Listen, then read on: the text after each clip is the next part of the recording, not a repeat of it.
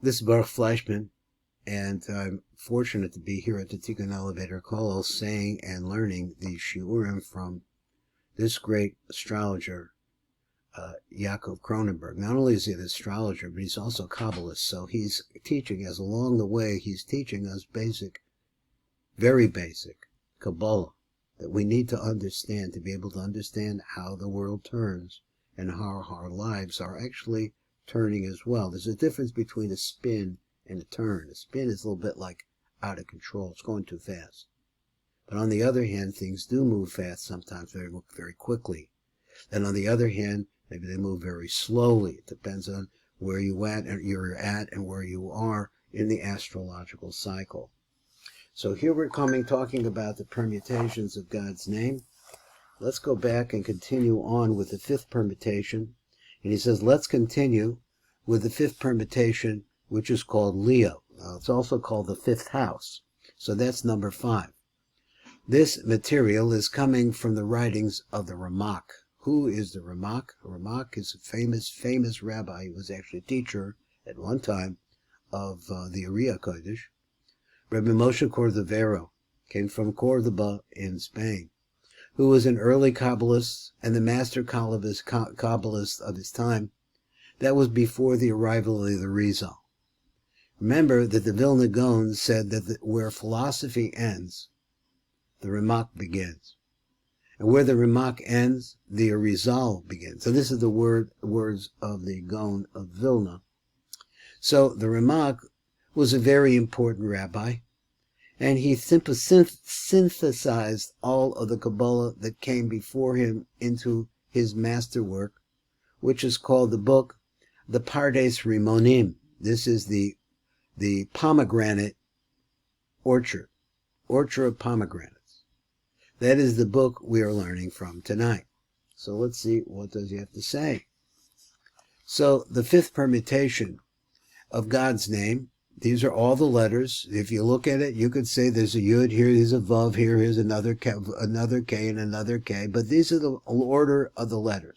Now you have to know a little bit Hebrew in order to be able to see this. The name is Yud K Vav K, but now we're not in that order. We're in an order that starts with the letter Hey.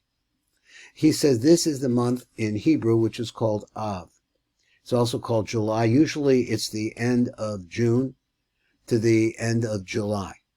So I believe that's right. Let's see if I got that correct. No, I got that wrong. It's the end of July to the end of August. That's what it is. So when I say end, it's not exactly the end. It's like more or less the 21st, 22nd, like that of the month that we are in, that as we understand it, to approximately the same time in the next month. So which is the month of Av, which is also known as Leo. And that teaches us that the sun, which is the letter Vav, is going to go up to be with the mother, which is the letter Hey. Now you have to know a little bit of Kabbalah and understand what he means by sun and the letter Vav. The letter Vav is between, in the name Yud K Vav K, stands between two letters Hey.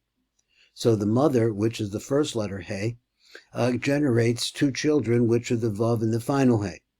Which means that Tiferes, that is the Vav, is another way for which is the middle line, is going to be together with Bina. This is the son with the mother, which teaches us that the mother is comforting the son. In other words, the son is being hugged by his mother, so to speak, and the father, which is a Yud, is going to go down to the daughter. It's going to be more connected to the final Hey. So it's a little complicated. But for those who don't know Hebrew, it's a little bit more tricky than that. But here he says the Hey and the Vav, that's the first Hey, which is Bina, connected to the Vav, which is Zeranpin, also known as Tiferes. And then you move the Yud, which was originally at the beginning, is going to go down to the lower Hey. So that's now a combination of mother-son, father-daughter, down to the daughter Hey. This fifth Havaya, which looks like this, Hey, Vav, Yud, Hey, is the opposite of the second Havaya, which is Taurus, which is Yud K, K Vav. There's a place where the daughter, which is the Hey, went up, it skips up to the father Yud, and the mother Hey was the one who came down to the son Vav K, Vav.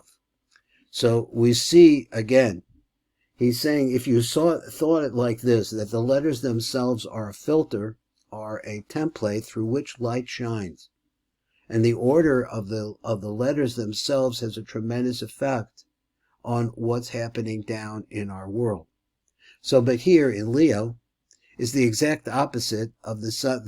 Here, the son is going up to the mother, and the father is coming down to the daughter. There's another explanation where we could talk about this name coming as units, with the first unit king the first unit being He Vav Yud. Now, what is that followed by the second unit being He only? Now, I'm not sure that I understand this. I'm trying. Like Rabbi Shimon Bar Yochai explained in the Zohar.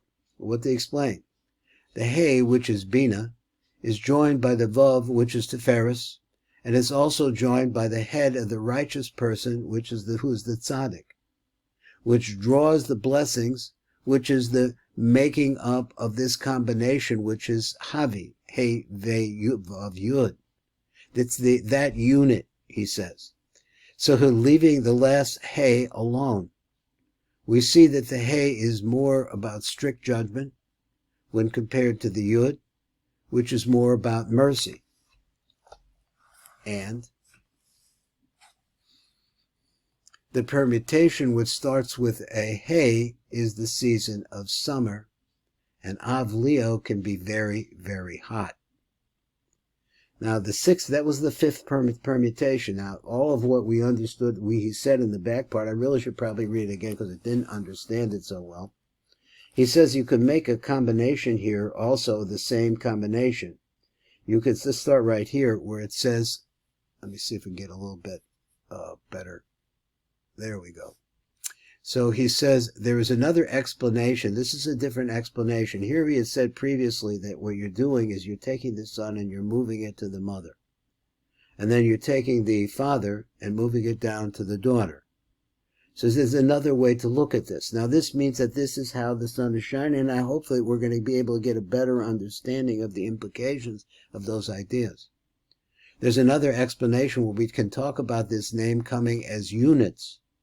So instead of it being son, mother, father, daughter, you can actually put this together, the He, which is the mother, the son, and also the Yud. Now what does the Yud represent? Followed by a second unit being He only. It says, like Rabbi Shimon Bar Yochai explained in the Zohar, the He, which is Bina, remains Bina. That's the first He. Is joined by the Vav, which is Tiferes, which is her son, and is also joined by the head of the righteous person, the tzaddik.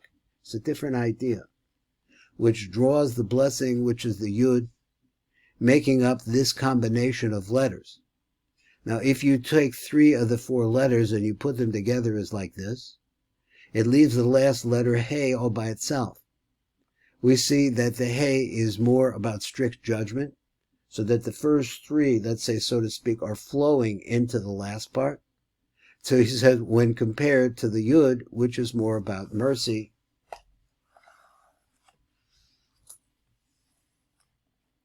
and the permutation, which starts with a He, is the season of summer, it's Av, it's Leo, can be very hot. So all of that, moving along. Now we're going to the 6th permutation, which is the month of Virgo. Is He, 2 female ideas, 2 female letters, and the Yud and the Vav, which are 2 male letters. This is the 6th month. It's a month called Elul, and it's the sign of Virgo. This teaches about the exile. Why? It teaches about the exile of the 2 sisters, the 2 He's, that the 2 of them will go together. The bride, which is He, and her mother, which is her mother-in-law, which is a He. Now, he said it different than I thought. So he says that the two of them will go together, the bride and her mother-in-law, Naomi and Ruth, in the story of Ruth. And the father and son are the Vav and the Yud. They'll go together. And the second He, and the second He's are going to be separated from them. So the two female, the He and the He, are going it alone.